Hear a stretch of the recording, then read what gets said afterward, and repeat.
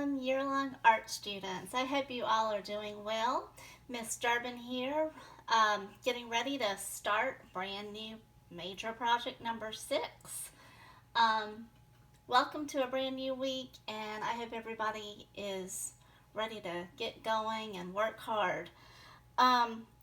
Some of you probably remember the little pop art pre-project exercise on your canvas. A lot of you completed that, and that was awesome. You had some really good practice, and you also got an extra 100 for doing that. This is the actual major project that you will start. It is not due until October 23rd, so you have a good 2 weeks to slow down, take your time, and do your best work. I am focusing for year-long, the pop art is going to be focused on portrait pop art. And many of you know probably that a portrait is a picture of a person. A self-portrait is a picture of you. So you have a choice. You can do yourself, if you want to do your own self-portrait, or you can do someone else, a sibling, a parent, a grandparent, a cousin, aunt, uncle, whoever. But it does need to be a person, okay? Not a dog or not a soccer ball or something. It needs to be a person. There is a couple videos before this one in Canvas today. One is just basic portrait drawing, really easy steps. Many of you have already done a lot of this, so it's kind of a review. Also, the other one is about pop art in general, and they focus on Andy Warhol. He is one of the most famous pop artists of the 20th century. And so we're going to do our project kind of based on his type of art. He did a lot of silk screen printing and lots of grids. A lot of his pop art were in quadrant grids like this, or big grids with lots of squares. So we're going to just focus on 4. I chose my daughter. It sort of kind of looks like her. Keep in mind with pop art, your portrait does not have to be super realistic. If you're more comfortable keeping it simple, even kind of animated, that is fine too, as long as you're doing a person. All right, so I'm going to get you started, and then I'm going to talk about the color process, and then there's going to be a time lapse, and you can see me kind of finish the one that I've been working on. Most of you have a sketchbook or some kind of drawing paper, and most of the time that paper is rectangular, so we need to start with a square. Now you can, if you're real methodical and really specific, you can use a ruler and just measure out your square. That's fine. A really easy way to get a square is to take your paper and fold it up to the other side, nice and neat. And you probably are familiar with that type of fold if you've ever done origami or any kind of basic paper folding. Then take scissors and trim that extra little edge off, and you have a square. Ta-da! Automatic square. Then it's real simple.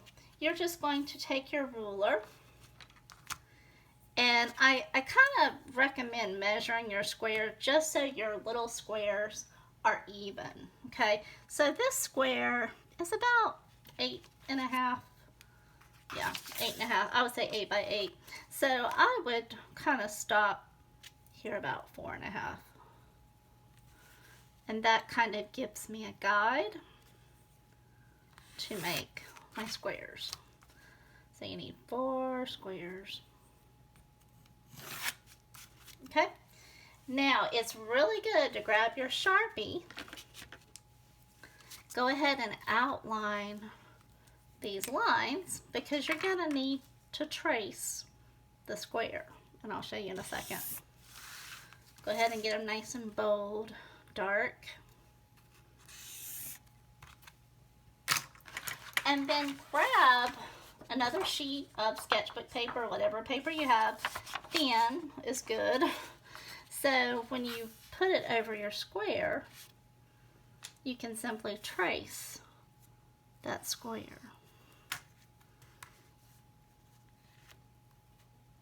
And then you'll have one square. Oops, not going to be perfect. But who's perfect, right? Then you're going to take this square, go ahead and trim it, cut it out. Okay, this square you're going to do your portrait on, okay? So yes, it's not going to be super big, it's going to be kind of small, so that, you know, should make it a little bit easier, not so big. And you want to keep it simple. So I pretty much did like a real basic simple drawing and then just lines for the background. Okay, so basic drawing on the square. Once you have it done, then it's real easy. You just trace that square behind your big paper 4 times. Now, if your paper is not thin enough, like this one, you can see through pretty good. But if your paper's not thin enough, you can hold it up to a window in your house on a bright sunny day, and it's like a little light box, and you can see how to trace exactly the image behind each square, okay? So,